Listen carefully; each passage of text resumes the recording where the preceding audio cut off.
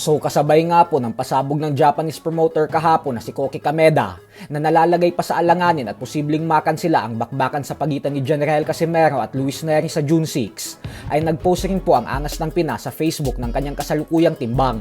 Dito ay makikita natin na 57.9 kilos o 127.6 pounds na lang ang kanyang timbang.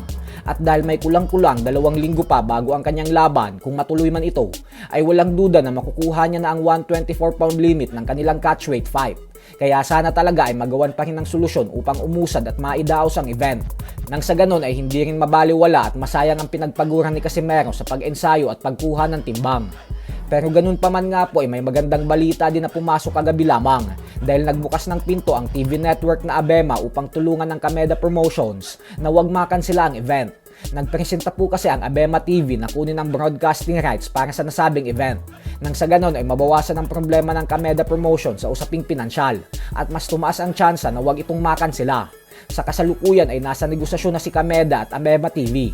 Ganun pa man ay may isa pang problemang humaharang sa event dahil ang mga interim title fight sa undercard ni Casimero na laban nila Kinosuke Kameda at David Jimenez ay ayaw isanction ng Japan Boxing Commission.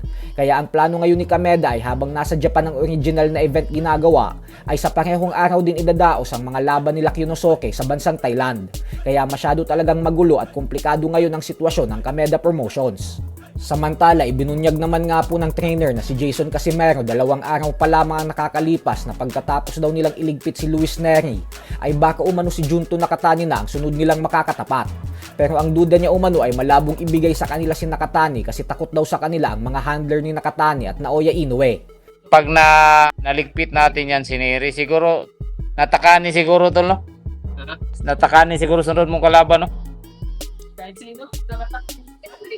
Pero imposibleng ibigay nila si Nakatani eh. Takot yan si ano eh. Yung ano nila, yung mahawak kay Natakani at Inoue. Pag maano natin yan si Neri, Magmatapos. ano si Inoue, pag ayaw talaga naglalaban, takot talaga natin.